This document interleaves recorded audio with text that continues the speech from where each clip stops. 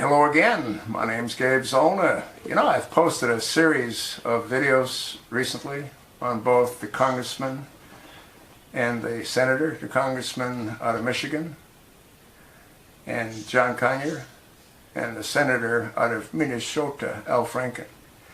And at the last count, Al Franken was five women that came out and accused him, and the congressman, I believe, was at 3. And at the last count again, Nancy Pelosi is asking the congressman to resign. And to this point, we haven't heard a word out of the senator as far as him being asked to resign. Latest article I just got on Red State is somewhat interesting. Title, wow, second woman of the day accuses Al Franken of behaving badly. Number 6 so far. When's Chucky Schumer going to sort of wake up and ask for Al Franken's resignation? So far, 5 women have accused. Oops! Make that 6 women have come forward to tell of Minnesota Senator Al Franken's disgusting, grabby, inappropriate behavior. This particular victim of Al Franken creepitude is actually a former New England elected official. She's remaining anonymous for now. But if you're the type who likes to dig into these things, this was in 2006, just before Franken began his run for the Senate, and it happened during an onstage event. By coming forward, this as yet unassuming woman is hoping Franken will be prompted to take responsibility for his actions. So far we've gotten a lot of, quote, I don't remember this, end of quote. And I'm, quote, sorry you felt disrespected, end of quote. In other words, it's not like he's a lecherous scumbag, but that the responsibility falls on these overly sensitive women who took things the wrong way. He is the victim, you see. Speaking to Jezebel Calm, the latest accuser offered, quote, I want my name associated with my own accomplishments, she told us, and not publicly linked to a man's bad behavior.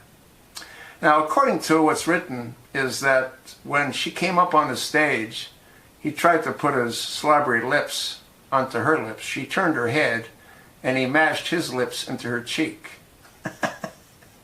The woman says she was in disbelief. I was stunned and incredulous. I felt demeaned. I felt put in my place, she says. That although they were in an extremely public place, no one noticed. It was on stage in front of a full theater. It was insidious. It was in plain sight, and yet nobody saw it. She adds, referring to the woman who say Franken groped them during photo ops. The other woman's accounts of him grabbing their buttocks in front of their mothers and husbands. I believe them. And then it lists a number of the other accusers. You really want to read this article. So the question is, how long before Chucky Schumer asks Al Franken to resign? Huh? And you know what? If you watch my videos, I told you there'll be more. I told you there'd be more after the second one. I told you there'd be more after the third one, the fourth one, the fifth one, and now the 6th one.